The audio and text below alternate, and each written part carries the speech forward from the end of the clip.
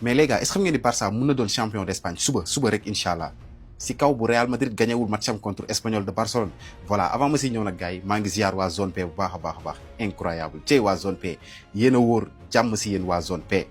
seul. voilà les gars comme ni ngeen ko gisee rek FC Barcelone tey la doon jouer la Liga 34e journée contre Osasuna mu mujj ko dóor 2-1 match bi 0-0 la ba 80e minute bii commencé ñëw bii yëpp après 80e minute la dugg Lewandowski moo dugal 80e Ferran Torres dugal deuxième bi à la 86e minute après 2 minutes après 88e Raúl Garcia joueur Osasuna dugal benn bii Osasuna. donc les gars le FC Barcelone est presque champion d'Espagne incroyable xoolal leen ma classement bi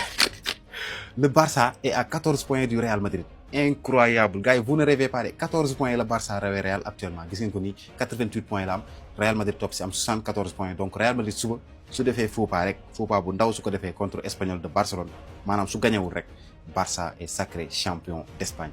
incroyable est-ce que Barça duñ leen ko yombalal rek maanaam ñu perte match suba bi comme ça benn yoon ngeen jël Liga bi quoi non kon du neex kon classico bi du neex. nañ ko téye ba classico bi rek comme ça ñu jouer tuuti xam nga pour classico bi mën a am tuuti niveau tuuti rythme xam nga ñu xañ leen ko ba si kanam quoi yéen a koy jël tôt ou tard yéen a koy jël mais nañ leen ko xaj ba si kanam comme ça classico bi xaw a am tuuti xorom.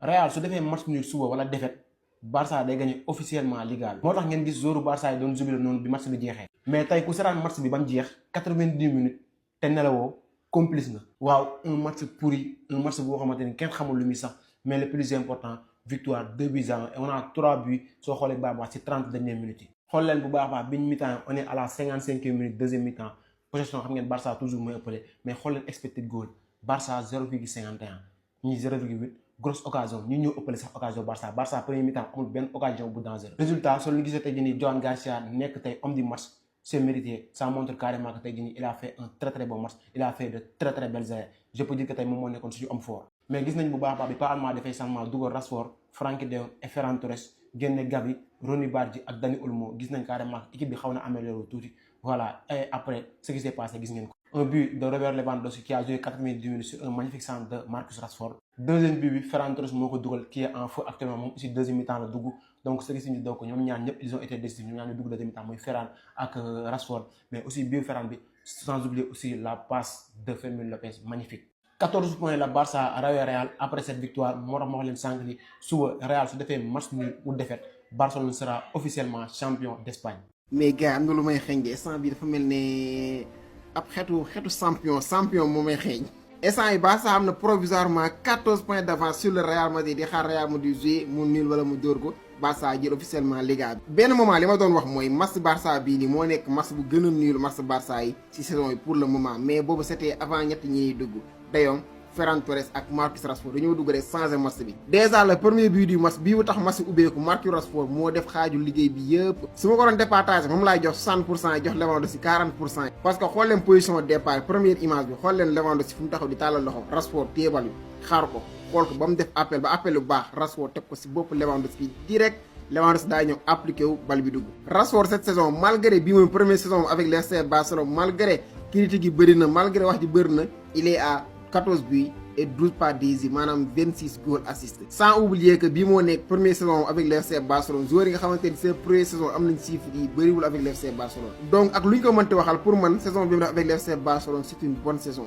6 000 lañ si tegaat après ba Rashford c'est viré Lewandowski dugal un but magnifique Ferran Torres encore beneen remplaçant dugal le but du break permettre FC Barcelone mener 2-0 après même si waa Osasuna réussir nañ réduire écart bi 2-1 mais n'empêche le FC Barcelone day gagné match yi 2-1 dëkk Osasuna kon actuellement le FC Barcelone rawee gum na deuxième Real Madrid 14 points d'avance Real Madrid il suffit mu nul wala mu perte masam bi contre Espanyol Barcelone rek Barça jël Liga bi wala Real bu dóoree masam bi si classico Barça il suffit mu nul wala moom victoire aussi jël Liga bi ci kaw Real Madrid. il faut pas oublier aussi l'entrée de Frenkie de Jong parce que De Jong gis ngeen ba mu duggee équipe bi jeu bi nu mu gënee fluide aisance technique bi équipe bi dawal bal bi te loo xamante nii premier mi-temps mën naa ne c'est rare ñu gis ko mais ba De Jong duggee rek gis nañ beneen Barça gisaat Barça bi nga xamante nii moom la ñu xam donc De Jong entraîne bi indi na dara. di wax nag bravo à l'équipe c'était pas un match facile mais réussir nañ arracher la victoire félicitations Visca Barça Visca Catalunya vamos. maintenant c'est fini encore 14 points de avance avant Real Madrid football maximum ak ki nga xam ne moo ñu wax Espanyol de Barcelone bu dee am na ngor nag ak en fait derby bi en fait dëkk bi nga xam ne bokk nañ ko ñun ak moom war nañoo mën a defal avant ñuy football classico bi naka bu ko defee classico bi heure d'honneur bi day mën a leer naaj. mais lii lu ko dàq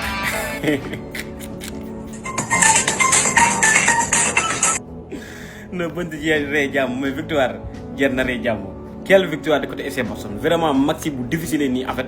mooy ni ma ko doon waxee en fait ginnaaw bi nga xam ne Lamine Yamal blessé na Rafinha absent sama problème moo nekkoon FC Barcelone est-ce que dana génn ci Getafe yi en même temps dem fekk ci Osasuna génn ci moom li moo nekkoon sama problème en fait mais avec effectif bi nga xam te ne FC Barcelone yor na ko absence de ki nga xam ne ñu wax Lamine Yamal mais en même temps li nga xam ne ñu wax absence de Rafinha certes ñëw na mais footballut mais FC Barcelone fexe na ba meñcee deux matchs yi nga xam te moo gënoon a critiqué en fait ci calendrier bi nga xam te ne amoon na ko fekk ji na Getafe biir dëkkam lu gëj a am en 2019 Barça fekk Getafe biir dëkkam gagné ko Barça dakkal na série bi fekk ji Osasuna biir dëkkam certes match bi compliqué na FC Barcelone lu mu liggéey Getafe ne ko looloo li nga fi liggéey baaxul demal nga wuti jiwaat leneen li nga fi indi baaxul FC Barcelone di travail ba Rashford indi benn passe boo xam si def na ko Robert comme ni ñu ko wax à chaque fois mag jar naa bàyyi sim réew Robert Lewandowski avec son tête dugal ngan di bit quelques minutes encore Ferran Torres ñëw dugal FC Barcelone certes teg nañ ay quelques minutes Osasuna dugalaat mais Barça mujjee serré maximum gagné match bi 2-1 actuellement ne FC Barcelone moo jiitu am 88 points Real Madrid topp ci am 74 points non gars c'est incroyable écart bi bëri na dafa bëri trop suba incha allah rabbi Real Madrid football moom ak ki nga xam Espagnol de Barcelone Real Madrid si gagné na suba classico bi lay li nga xam si moom la ñuy wax championnat bi di leeree Barça bu dee gagné na classico bi si suuru classico bi lay remporter li nga xam si moom la ñuy wax trophée si Real Madrid suba perte na ay points officiellement Barça di doon li nga xam si moom la ñuy wax secret champion d'Espagne. moom su Barça gagné wul woon sérieux problème dina ko am comment on peut rater ce genre d'occasion. voilà sama gars yi victoire du FC Barcelone 2-1 sur la pelouse de Osasuna après un match très compliqué et très serré surtout la première période FC Barcelone tey waroon nañ xam que ni match bi day métti parce que Osasuna équipe la boo xamante ni mën naa ne muy Barça muy Real daf leen di sonal à chaque fois bu joué ak ñoom da ngay gis ne day joxe ba joxe loo xam ne nekkul ci ñoom te tey FC Barcelone sonn na malgré qu'il a gagné mais sonn na trop. la preuve mooy Juan Garcia a été nommé homme du match te d'habitude fu ngeen gis ñu nommé gardien homme du match rek xam leen ne équipe bi subir na malgré que FC Barcelone maîtrise na match bi jéem a dugal but de Ferran Torres et but de Lewandowski mais malgré ça match bi c'était très compliqué ci côté Barça. mais bon on a vu que ni joueurs yi def nañ match bu extraordinaire surtout Pablo Gavi il a fait un très grand match surtout ci premier mi-temps bi malgré que jël na carton jaune mais Gavi gis nañ ni mi ngi commencé di retrouver waat ses formes parce que tey match bi mu def c'est un match boo xamante ni très rare ñu gis Pablo Gavi di ko def donc mën naa ni pour le moment mi ngi commencé di retrouver waat ses formes et que ci fin de saison bi dina jàppale FC Barcelone bu baax. on a vu également un très bon Lewandowski malgré que match bi c'était compliqué pour moom parce que poids de l'âge bi et tout gis nañ ni Lewandowski lu bëri lu mu doon def actuellement day am ay difficultés pour def ko mais mën naa ni benn occasion rek bu ko amee mën na toj kër gi te noonu la demee sur un très bon centre de Marcus Rashford Lewandowski voilà gis ngeen Rashford fi mu toll centre bu extraordinaire et Lewandowski ñëw coup de tête et ses buts. Ferran Torres également qui a fait un très bon match moom tamit il a marqué le deuxième but et que actuellement li Catalan yi doon jooy si moom gis nañ ni pour le moment mu ngi koy accomplir parce que il marque des buts 5 derniers matchs yu mu dugal yëpp pratiquement il a marqué beaucoup de buts voilà 4 ou 3 buts je pense donc actuellement gis nañ ni li nga xam ne ñu ngi ko doon critiquer mu ngi commencé di si bàyyi. pour le moment mën naa ni il est en train de faire sa saison parce que en 52 matchs il a marqué 21 buts et 4 passes décisives le tout ça fait 25 goals assists très franchement en tant qu'attaquant bu mel ni Ferran Torres lii bu amee day mel ni def na saison. actuellement FC Barcelone moo nekk leader de la Liga jiitu Real Madrid avec 14 points d'écart Real Madrid dafa am benn match de retard suba dafa war a jouer ak Espanyol et si le Real Madrid perd son match FC Barcelone day jël li nga xamante ni mooy Liga bi bu fekkee aussi Real Madrid gagné na match bi nga xamante ni mooy Classico bi mooy déterminer li nga xamante ni mooy la Liga si le Barça gagne donc actuellement mën naa ni Catalans yëpp ils sont contents félicitations à tous les Catalans la victoire elle est très bien méritée. Cette passe de Marcus Rashford on en parle ou pas gars xoolal Rashford fi mu toll non fii la action baa ngi nii fii la action bi déparé Rashford mu ngi fii mais xool leen Rashford kan lay passe peut-être di ngeen ni kii la Rashford passe wala kii mais non non Rashford passul kii passul kële mais rebattre Lewandowski lay passe xoolal Lewandowski fa mu defee appel ak foo ko bal bi fekk xool leen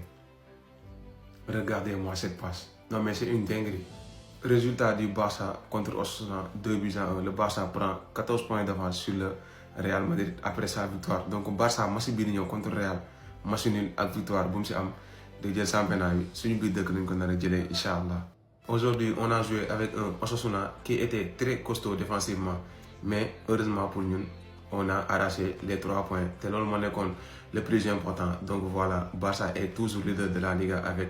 12 points d'avance sur le Real Madrid donc comme ni ma leen ko waxee rek match bi di ñëw dimanche incha allah le classico bi te pour Barça jël championnat bi il va falloir mu am match nul wala mu gagner Real Madrid incha allah biir Spotify Camp Nou mais nag gars yi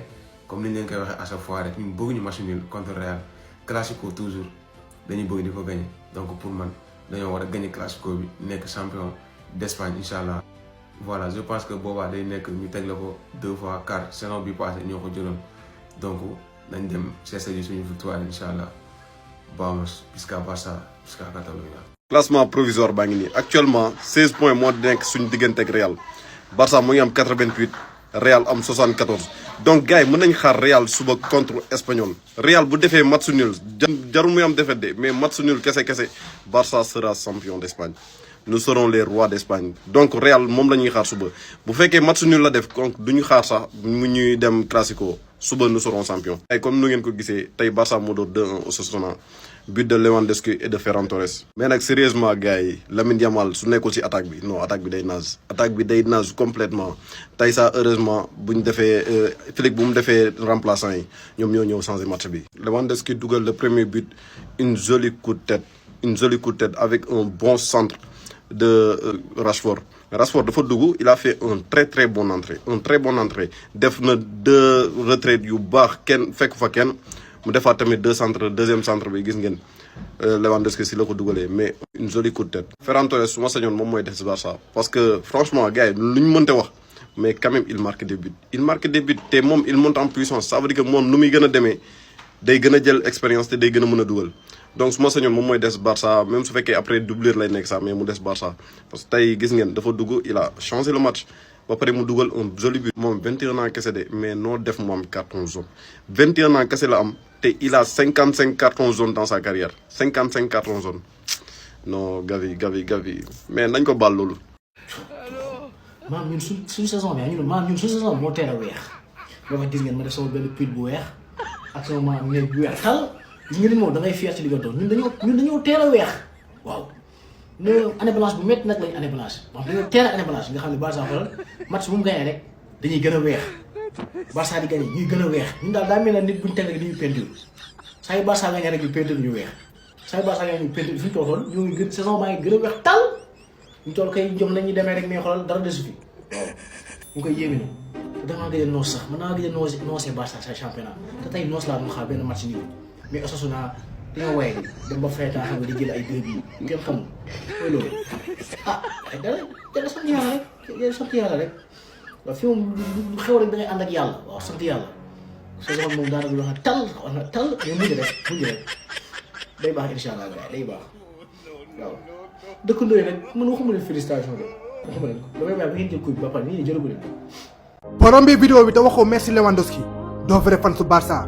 buteur bu exceptionnel la légende la biir Barça te moment yi nga xamante ne nii Barça ñu ngi woon ci ay difficultés dafa xëccoog direction wu Bayern bi ñëw signé ci club bi nga xamante ne nii moom moo di Barça te moom bi ngi woon ci digg dooleem te Bayern Munich ñoom ñoo gagné woon Ligue des Champions. mais catalan yi xam naa ne yéen da ngeen baax te di ngeen ko def ndax da ngeen bëgg seen joueurs yi te da ngeen bëgg Lewandowski xam naa ne di ngeen ko partagé ba seen mbokk catalan yëpp jot si yéen ñëpp ngeen ñëw waxal ma merci beaucoup ak ki nga xamante ne nii moom moo di Robert Lewandowski respect à Robert Lewandowski kon catalan yi delloo leen ko njukkal. sama gars yi dëggate dëkkandoo yi bëgguñu maye ay points de parce que neexoon nañ nag metti woon na de gars yi tiitoon nañ nag ñu wante dëgg rek bu ngeen gars bu ñaate 2-1